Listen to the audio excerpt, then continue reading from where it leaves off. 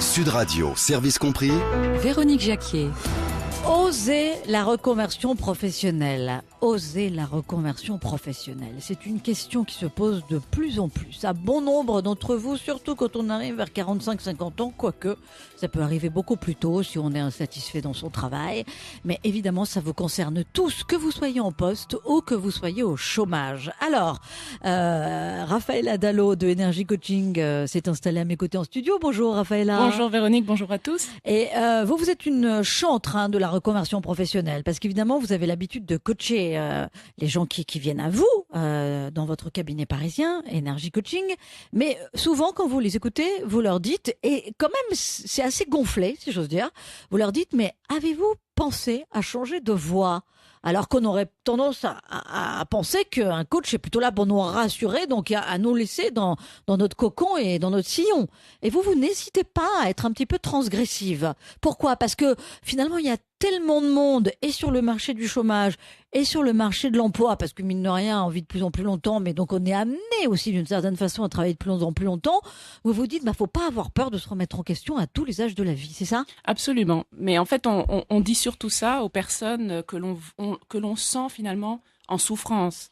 C'est-à-dire que, bien entendu, les personnes viennent nous voir. En général, elles ont une idée derrière la tête.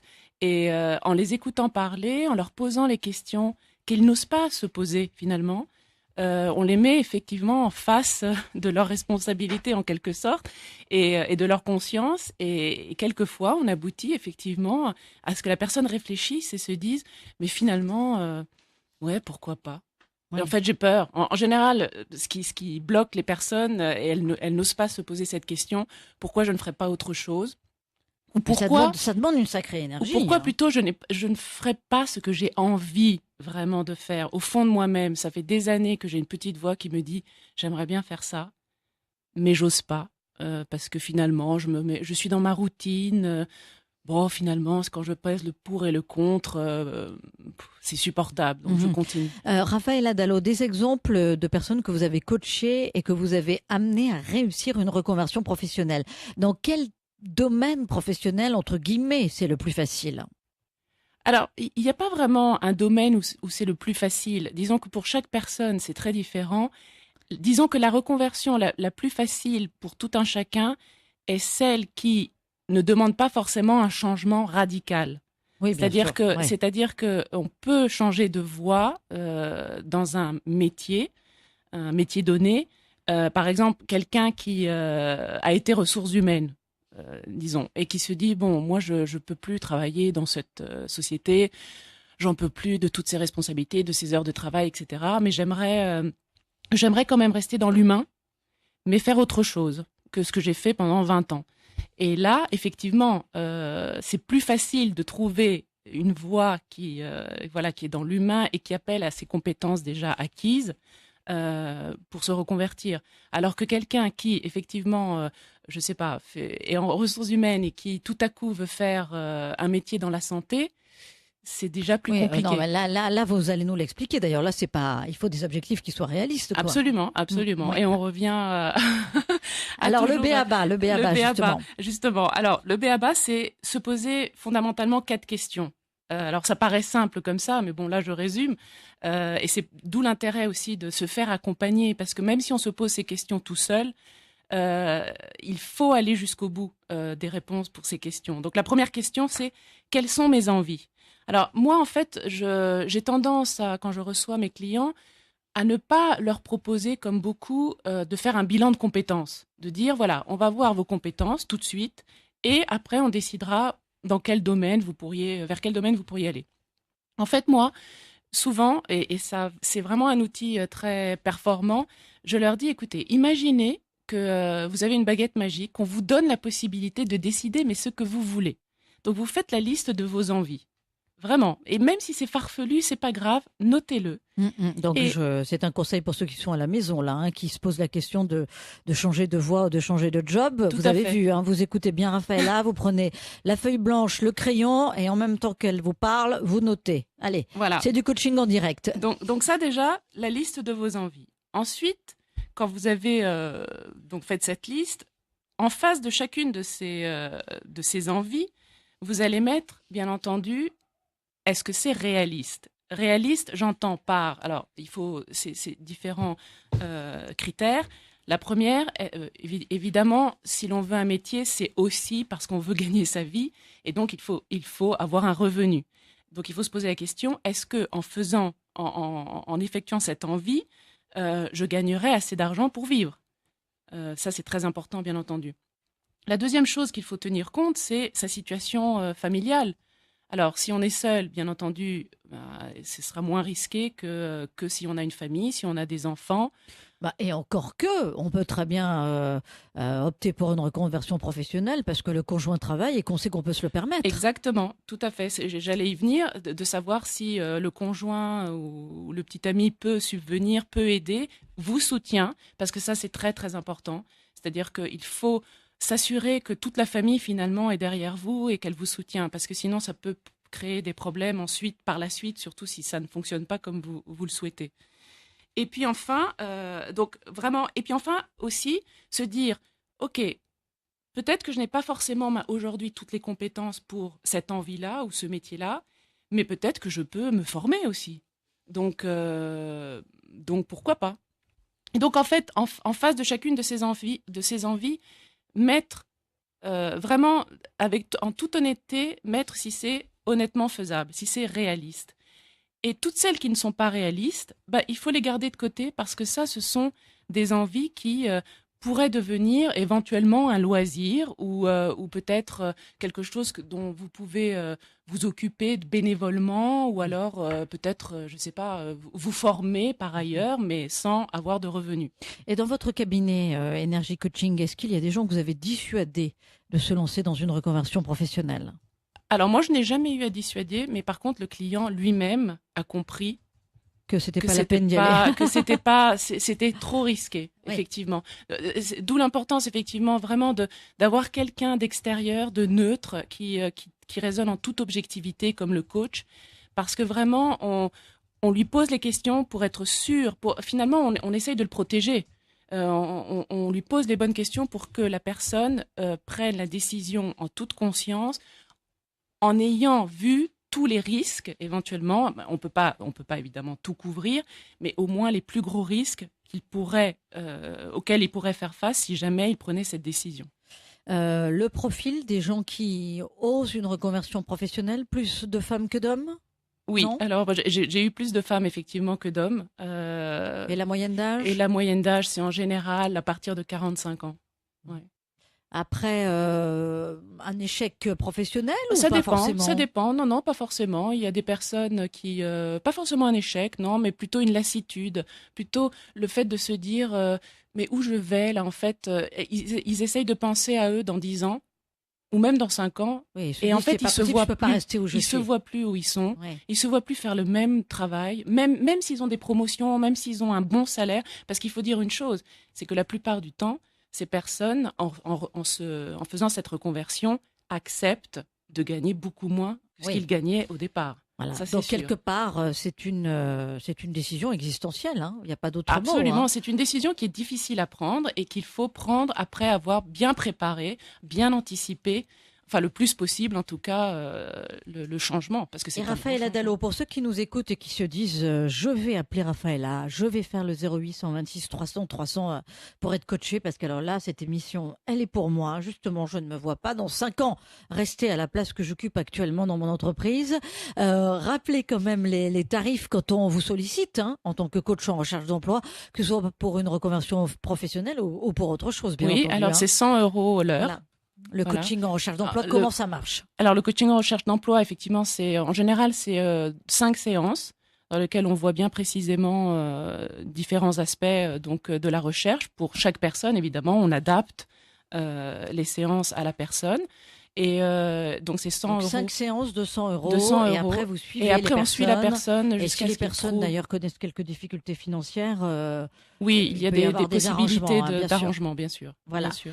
Allez, le 0826 300 300 pour être avec Raphaël Adalo de Énergie Coaching, notre coach en recherche d'emploi que vous retrouvez le lundi sur Sud Radio en alternance avec Anna Fernandez. Et puis, notre boîte mail, contact@sudradio.fr. La moindre question sur la reconversion professionnelle, osez tout, osez la reconversion via notre boîte mail et notre page Facebook Sud Radio, service compris.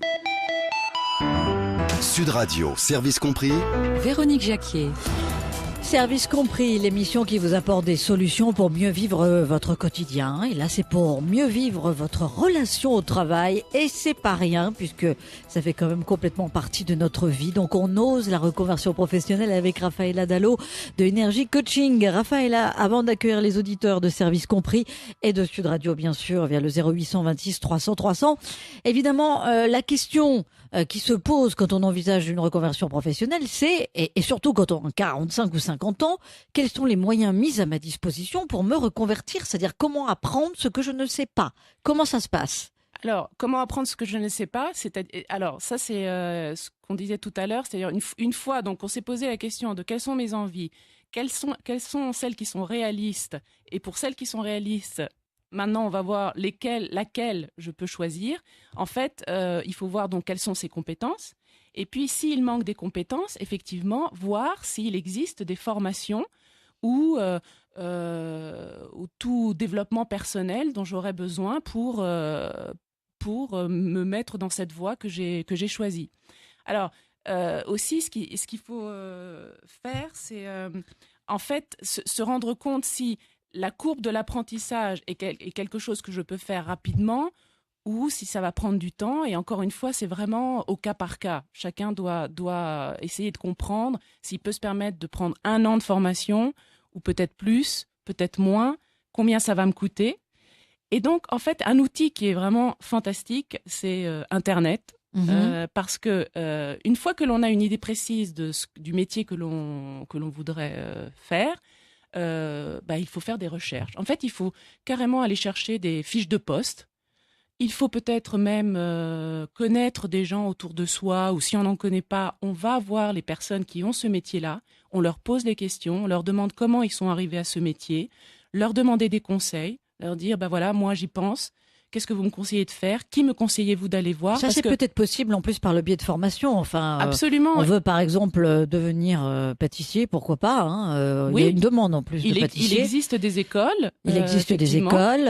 En plus, tout ce qui est pâtisserie, cuisine, c'est très à la mode. Donc, il y a de plus en plus d'écoles. Tout à fait. J'imagine qu'il y a des stages. J'imagine qu'on peut rencontrer des professionnels en action. Absolument. Hein? Et puis maintenant, avec toutes les émissions de télévision aussi culinaires, etc., je suis sûre que même sur les sites des télévisions ou des émissions, on peut trouver des renseignements très intéressants.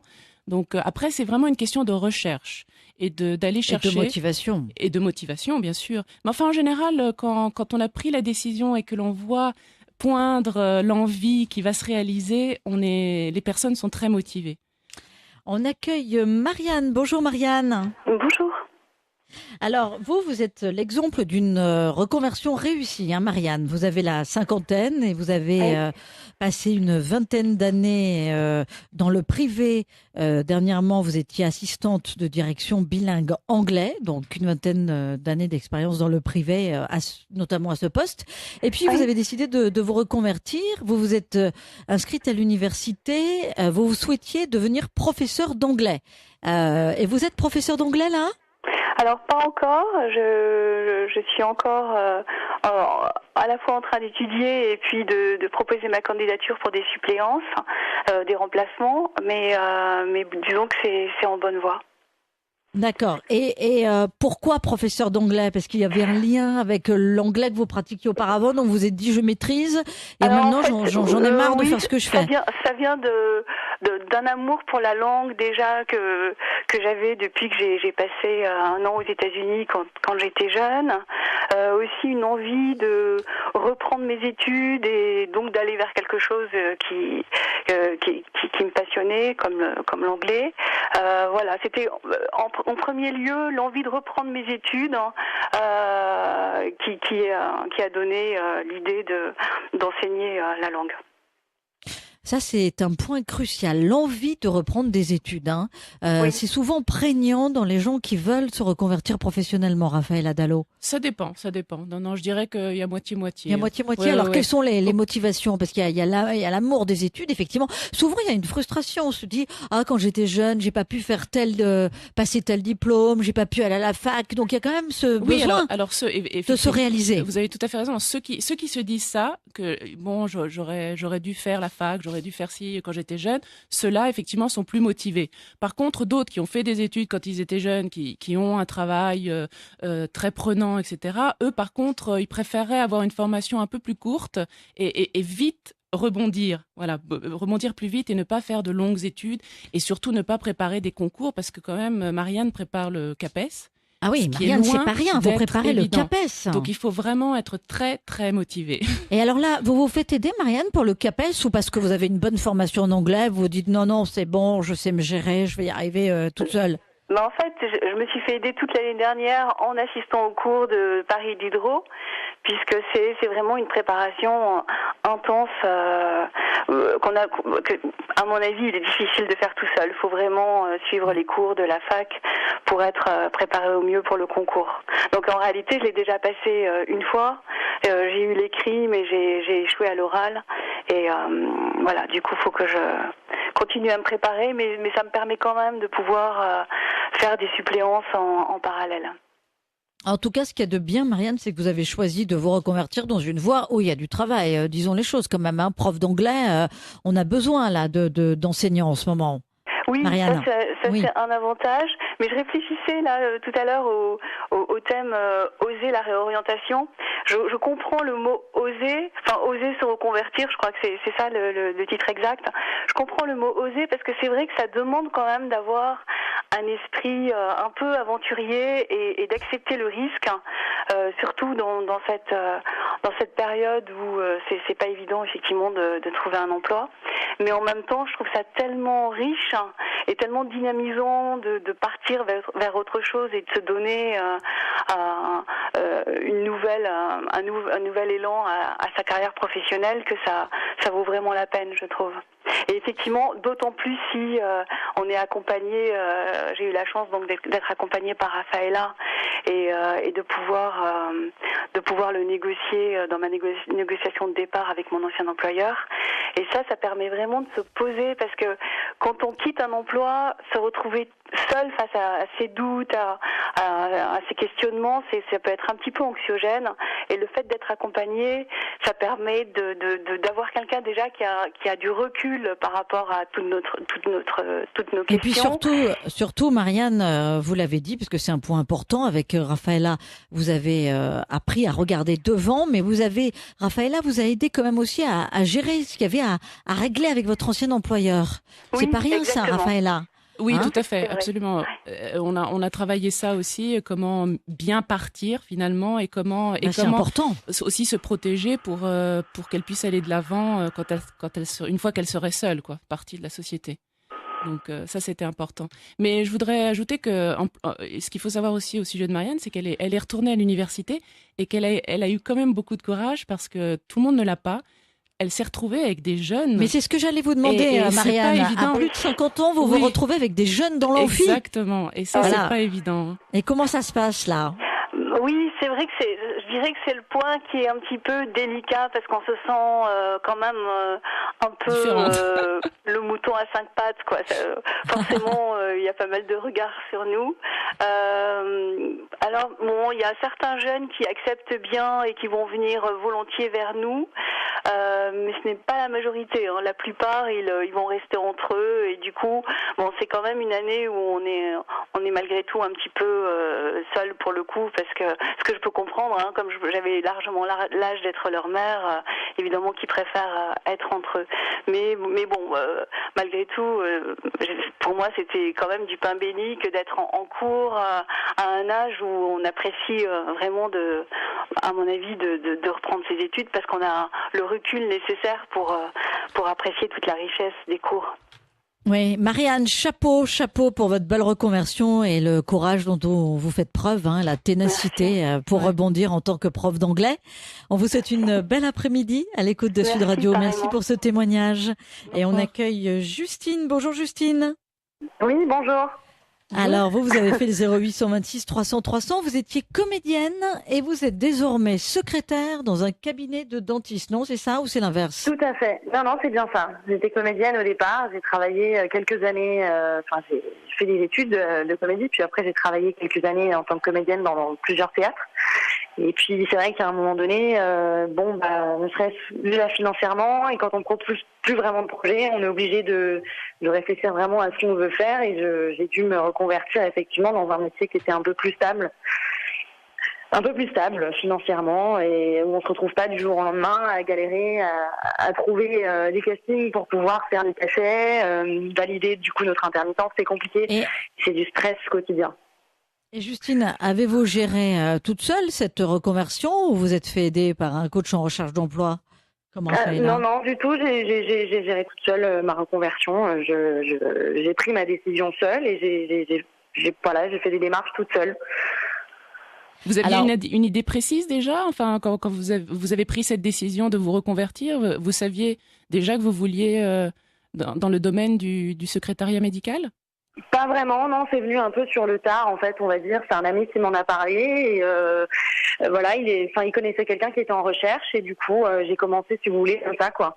D'accord, mais là, en fait, Justine, vous touchez du doigt le fait que comédienne, c'est tellement difficile aussi d'assurer dans la pérennité et un poste et un revenu que, finalement, la raison l'a emporté sur la passion, non? Exactement. Bah oui, c'est un peu ça, en fait. On se retrouve à devoir prendre une décision qui nous déchire un peu le cœur, quoi, mais on ne peut pas faire autrement. Quand on avance comme ça, que les années passent et qu'on cherche à construire, à évoluer, on peut pas se permettre d'attendre indéfiniment. Et bon, c'était une très belle période de ma vie, mais peut-être que j'y retournerai. Oui, c'est ce que j'allais vous dire. Cela n'empêche que vous pourriez, comme c'est une passion, vous pourriez quand même l'exercer alors même que vous êtes en train de travailler, vous avez un travail stable. Vous pouvez peut-être faire ça le week-end ou je sais pas. Tout à fait. Reprendre un peu le réseau et se remettre un peu dedans. Effectivement, oui, c'est possible. Après, bon, il faut retrouver les castings et avoir le temps aussi de les passer. Et voilà, c'est toujours la même chose. Oui, ou sinon même faire, faire partie d'une troupe ou j'entends là pas mal de troupes de jeunes qui se mettent ensemble et qui vont se produisent au théâtre ou qui font des courts métrages Vous avez quel âge là, Justine? J'ai 27 ans. Ah oui, d'accord. Oui, vous êtes jeune encore. Oui. Bon, ouais. Donc en fait, vous êtes très jeune même. Donc en fait, vous avez trouvé comme secrétaire dans un cabinet de dentiste et là, ça vous convient?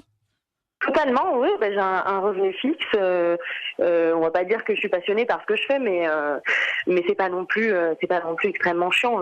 C'est un métier qui est comme un autre. C'est bien. Enfin, je veux dire, moi, ça me convient pour le moment. Après, qui dit que je changerai peut-être pas de filière dans quelques années. Pour l'instant, je me complais dans ce que je fais. En tout cas, si je peux vous donner un conseil, le fait d'être comédienne fait appel quand même à des compétences que vous pourriez exercer dans d'autres types de métiers. Par exemple, j'imagine que vous êtes une personne qui n'est pas timide, qui sait parler en public. Donc vous pourriez peut-être, trouver un métier dans lequel on puisse être en contact avec des gens, les clients, présenter. Vous voyez, ce genre de choses. Parce que là, on a le sentiment, Justine, que vous avez fait un choix alimentaire. C'est ça. Même si c'est sympa. Donc peut-être qu'effectivement, comme vous le disiez, Raphaëla, le but, c'est quand même de s'imaginer dans la place pendant de nombreuses années. Justine, c'est peut-être maintenant qu'il faut préparer l'après. Exactement, il faut anticiper. Hein. Tout à fait. Oui, entendu? Oui. Oui, c'est vrai que c'est un métier pour l'instant dans les médias alimentaires. Après, le problème, c'est qu'on se retrouve très vite dans un engrenage où on ne peut plus se permettre d'arrêter un certain métier pour faire des recherches pour en trouver un autre. Donc c'est vrai que c'est compliqué. C'est compliqué. Mais c'est pour ça que justement vous êtes encore jeune. Vous avez, à mon avis, encore le temps d'anticiper. Donc je pense que vous gagneriez à quand même avoir une oreille qui traîne. pour voir si vous pourriez évoluer dans quelque temps. Hein. Je dis pas tout de suite, mais quand même être à l'affût, de écouter, regarder autour de vous des gens que vous connaissez et qui peut-être font le métier que vous aimeriez faire peut-être un jour. Et encore une fois, aller leur demander comment ils ont fait, comment ils sont arrivés là, etc. Oui, vous avez raison, mais je pense que dans tous les cas, dans quelques années, je penserai effectivement à me reconvertir définitivement dans autre chose. Et en attendant, effectivement, reprendre pourquoi pas la comédie de temps en temps, même en amateur, le soir, ça m'empêche pas du tout de faire mon métier la journée. Ce qui est un avantage aussi, c'est que je peux gagner ma vie et en même temps continuer le théâtre le soir en amateur. Bon, je gagnerai pas ma vie, mais dans l'immédiat, ça peut être intéressant aussi. Justine, on vous souhaite beaucoup de courage et bonne chance d'ailleurs pour la poursuite dans votre voie et dans votre vie professionnelle. Osez la reconversion professionnelle avec Raphaëla Dallo de Énergie Coaching qui vous offre son service compris jusqu'à 13h55 sur Sud Radio. Alors appelez vite, vous avez la moindre question, n'hésitez pas, elle est là pour vous Raphaëla. Le 0826 300 300 pour être avec nous dans un tout petit instant. Sud Radio, service compris. Véronique Jacquier. Vite, le 0826 300 300 pour profiter du coaching en recherche d'emploi de Raphaëla Dallo de Énergie Coaching. Raphaëla qui non seulement peut vous coacher en matière d'emploi, mais en plus en matière de changement d'emploi ou en matière de changement de voie. Et donc, comment je rebondis pour retrouver un nouveau poste. Alors, on l'a vu avec Justine il y a un tout petit instant, Raphaëla. Il y a des jeunes, effectivement, la reconversion professionnelle, ce sont aussi les jeunes qui prennent une voie et puis finalement, c'est comme des chats, ils arrivent à rebondir sur leurs pattes. Mais vous avez donné un très bon conseil et j'en profite pour insister là-dessus pour tous les jeunes qui sont à l'écoute de Sud Radio. Ça va bien quand on fait comme Justine, on est comédienne et on devient secrétaire médicale. Mais attention, faut penser à l'avenir. Donc, quand on est jeune, on apprend aussi à se poser les bonnes questions. Parce que secrétaire médical, dans 10 ans ou dans 15 ans, on va se dire, bah oui, mais c'est peut-être pas ça que je veux faire. Et puis, je me souviens, Raphaëla Dallo m'avait dit, quand j'avais 27 ans, que j'aurais dû m'en préoccuper. Et oui, mais voilà. Et c'est ainsi qu'on arrive à 45 ou 50 ans. Alors, on accueille Martin. Bonjour Martin. Bonjour. Bonjour Véronique. Bonjour Raphaëla. Bienvenue sur Sud Radio, Martin. Alors, votre témoignage est très intéressant parce que vous êtes chef d'entreprise dans le transport, c'est ça? C'est ça, exactement, oui. Et en fait, vous recevez beaucoup de candidats d'univers différents, c'est-à-dire beaucoup de gens qui cherchent à se reconvertir et qui viennent postuler comme ça spontanément chez vous? Exactement. Exactement, et on est souvent surpris des compétences de certains candidats qui sont vraiment qui ont des CV très fournis et qui acceptent de venir faire un métier qui, il y a encore quelques années, était considéré comme un métier où on n'avait pas besoin d'avoir fait des études. Et vous êtes surpris en fait par cette affluence de candidatures entre guillemets avec des profils multiples ou enfin vous les prenez au sérieux quand ils vous disent je sais pas moi j'ai été boulanger et puis je veux me reconvertir chez vous, vous les prenez au sérieux? C'est ce genre de candidature de quelqu'un qui ose une reconversion professionnelle? Oui, on est bien obligé effectivement qu'il y a des candidats qu'on prendrait difficilement au sérieux, notamment ceux qui ont des CV très très fournis. On est en droit de se poser la question de savoir combien de temps ils accepteront un métier qui n'a rien à voir avec leur cursus. Alors des exemples quand vous dites des métiers qui n'ont rien à voir avec le transport, qu'est-ce que vous avez comme type de profil Bon, je vais vous en prendre un par exemple, quelqu'un qui a une maîtrise de géographie et qui a postulé qui a fait le concours pour être professeur de lycée, qui n'a pas été reçu, a décidé de ne plus se représenter à ce concours-là. Et est venu postuler chez moi en me disant que voilà, lui a tourné la page et il pense que notre métier, c'est un métier où il pourrait se sentir à l'aise. Et il a postulé en tant que quoi chez vous? En tant que chauffeur. Ah d'accord, ok. Est-ce que vous avez le sentiment du coup que ces candidatures qui arrivent sont des candidatures par défaut? Oui, forcément. Forcément, vous imaginez quelqu'un n'aura pas fait cette année d'études pour devenir chauffeur là où on a besoin d'avoir un permis de conduire. Je pense. Oui, bien sûr, mais vous savez, moi je connais des gens qui n'ont pas un gros niveau d'études et qui adorent conduire et qui veulent absolument être chauffeurs. Hein. Donc voilà, ça n'a rien à voir, ceci n'empêche pas cela. Oui, mais Raphaël. apparemment, effectivement, monsieur dit qu'il reçoit des CV de gens qui ont des parcours quand même très différents, qui ont même peut-être fait des études. Mais ça, c'est voilà, il y a un tel chômage. Alors, on peut aimer conduire, mais effectivement, ces personnes-là, comment elles en sont arrivées là? Elles ont fait la liste de leurs compétences et elles se sont dit, tiens, parmi ces compétences, je sais conduire. Et donc, je vais certainement savoir être chauffeur. Et effectivement, ils ont sans doute cherché dans beaucoup d'endroits et monsieur leur a donné la possibilité de travailler chez eux. Et c'est courageux Martin, quand même de votre part, parce que c'est pas toujours non plus que les entreprises sont prêtes à accepter des personnes qui ont des parcours très très différents. Vous le faites bien volontiers, Martin. Oui, tout simplement, mais il faut reconnaître que je ne donne pas la chance à tout le monde, parce qu'il y en a où vous voyez très bien que parce qu'il est peut-être serré financièrement, donc il va prendre un poste sur lequel vous allez investir et il va y rester 2 ou 3 mois, vous le sentez. Et puis il y en a qui ont vraiment le souci de reconversion. Et là, quand vous sentez ce genre de candidat, effectivement, on est très heureux de les avoir. Et quand vous dites des gens qui ont un souci de reconversion, quel est le profil? Quel âge ont-ils en moyenne? Généralement, c'est des jeunes. Et de ma position de chef d'entreprise, je suis très, très surpris de constater qu'effectivement, les jeunes sont très, très en difficulté, du moins une catégorie de jeunes. C'est généralement des gens qui ont une moyenne de 26 ans. Ah oui, c'est très jeune. Oui, c'est jeune. Ouais. Et effectivement, ce que je voulais rajouter, c'est que c'est très important aussi dans la préparation de cette reconversion, de préparer aussi le discours lorsque l'on va chercher du travail. Et monsieur le disait très bien, dans l'entretien qu'il a avec ses candidats, il sent la motivation ou pas. Qu'est-ce qu'il y a derrière vraiment cette envie de changer? Et ça, c'est très important. Il faut le travailler, il faut convaincre la personne en face, la rassurer qu'on veut faire ce métier parce que voilà. Il faut que la reconversion devienne une plus-value. Donc voilà, il faut l'intégrer exactement. dans le discours qu'on va tenir à son futur employeur. Tout à fait. Et pas que l'employeur sente que la personne est désespérée et qu'elle veut ça parce qu'elle n'a rien trouvé d'autre. Ce qui n'est pas très motivant pour l'entrepreneur. Merci beaucoup, Martin. Ça me coûte cher déjà de le recruter. Tout à fait. Oui.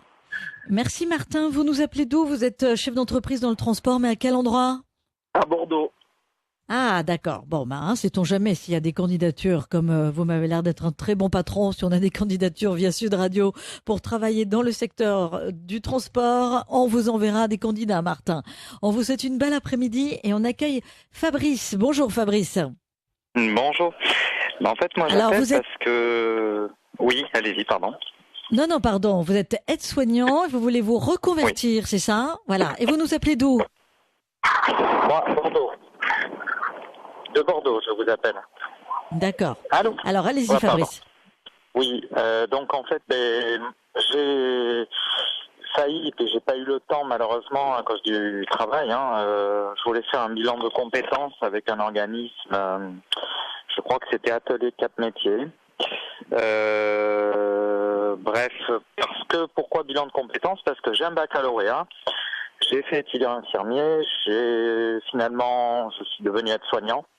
Et aujourd'hui, en fait, j'aimerais me reconvertir, mais le problème, c'est que j'ai du mal à situer des envies de parcours professionnel parce que, notamment dans le domaine de tout ce qui est paramédical, social, ça je connais les filières, les écoles, mais par exemple, j'ai envoyé une candidature spontanée au conseil départemental de la Gironde qui m'a répondu qu'ils avaient bien reçu ma candidature, mais moi ce que je demande, c'est qu'on m'accompagne pour savoir à quoi je peux prétendre comme type de concours, pourquoi finalement, quels sont mes points, mes faiblesses, mes forces aujourd'hui, puisque mes diplômes d'avant ne reflètent pas forcément mon niveau actuel, et dans quel métier ou concours je peux prétendre pour me diriger exactement.